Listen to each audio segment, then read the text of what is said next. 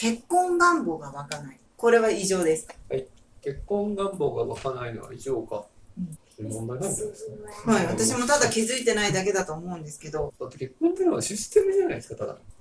誰かがいたから結婚したいって、まあなるもんじゃないかなとか思ったけど、まあ俺らの場合は、結婚しようと思って相手を探したので、自分で言いながら、そうでもないなって思っ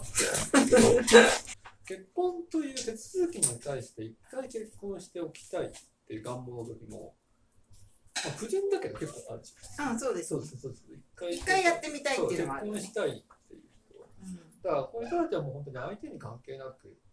とりあえず結婚ということをやってみたいと。あとはもう本当に今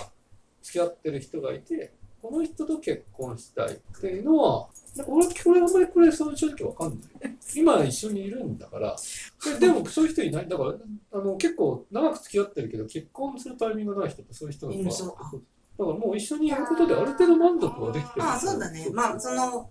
で、そういう人たちは結婚に踏み切るのって、もうけじめをつけようとか、もう自分たちがとしよう、自分の人生をもうここに尽くすという約束を相手とかいろんな人の関係者に見せようみたいな意味の方が多い。まあそういう意味だと今の例は相手なしには成立しないか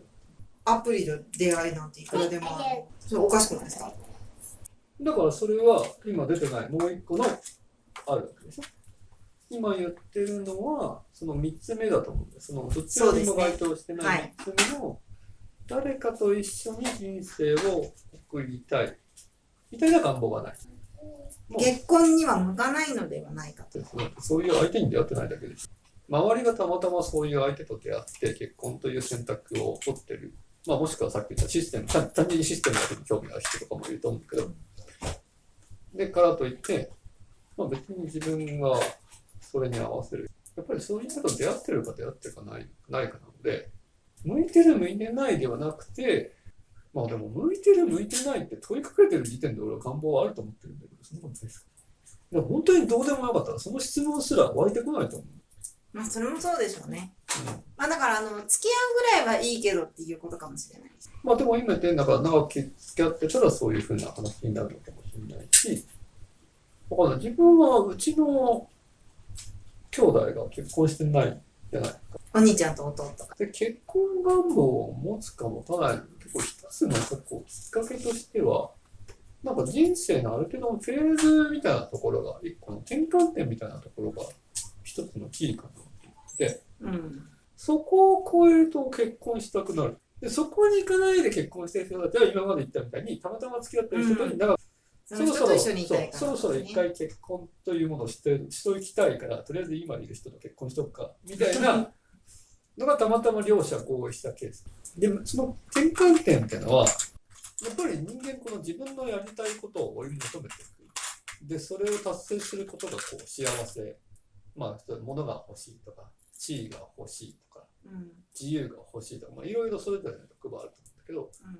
でもどっかの段階でやっぱり幸せって人を幸せにしてこそ自分が幸せになるんだなみたいなことに気づくと、誰か自分が尽くしたいと思える人が欲しいって思うんだと思うんですよ。そうすると要するに3つ目の選択肢が3つ目の結婚としての3つ目の選択肢が浮上してくる。もうこの人のためだったら尽くしてもいいって思える人を探してその人と結婚しよう。与えることに喜びを知ったらっていうことですよね。そうです。喜びはみんな知ってると思うけど、自分のゲットよりも人へのギブの方がどっかの段階、人生はどっかの段階で自分の中で膨らんでくる時が来るんです。というか同等になる頃が来ると。そうですね。もともと多分若い頃はもうね、テイクばっかり来て、それがある程度だんだん少しずつその割合が広がってきて。で社会的にギブもできるじゃないですか。要するに会社を通して広く世の中に役に立とうとか、ボランティアやってる人とかもそうだけど、でもそうじゃなくてもっと狭く太くもやってもらいたい。この狭く太くが多分結婚というのが一つの答えなんじゃないかなと思うね。だからギブかテイクかって言ってさっきの話だとじゃあ結婚してない人はテイクしか考えてないのかっていう印象かもしれない。そんなことはなくて、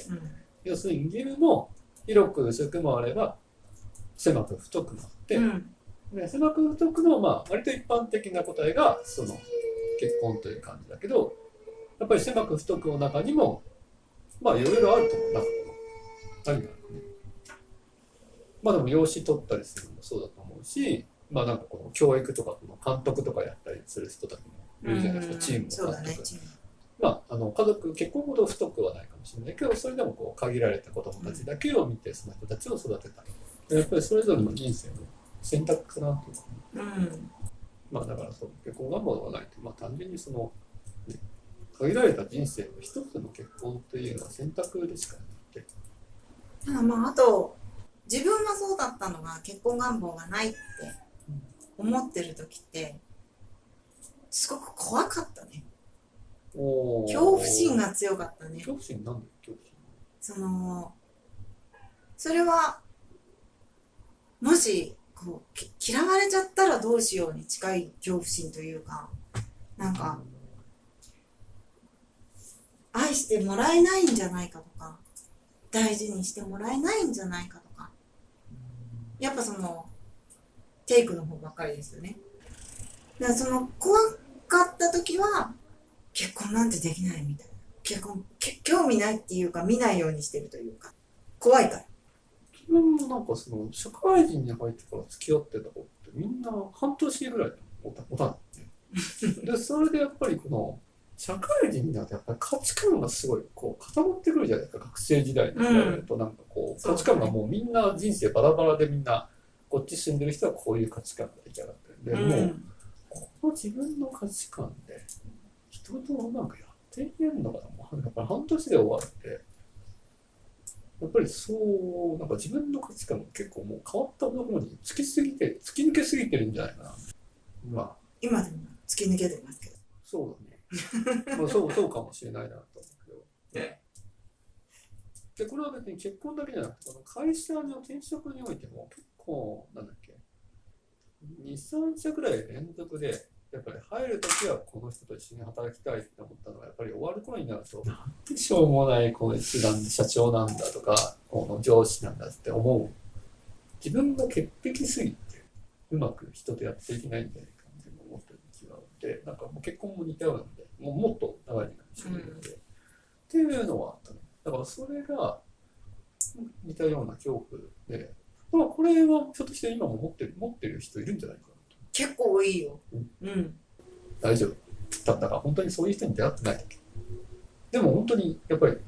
出会いは増やさないと結婚願望があるんだって。あるんだったらね。でも以前の問題でないとしたら、別になくてもいいんだけど。なくても絶対問題ない。ね。ただまあ楽しいからね、一回ぐらいやってみたら、おすすめはする。いや、一回やってみたけどやらない方がいいよとは全然思わない。まあやっぱりやった上で結婚なんて言いたいですね。このところです。そうですね。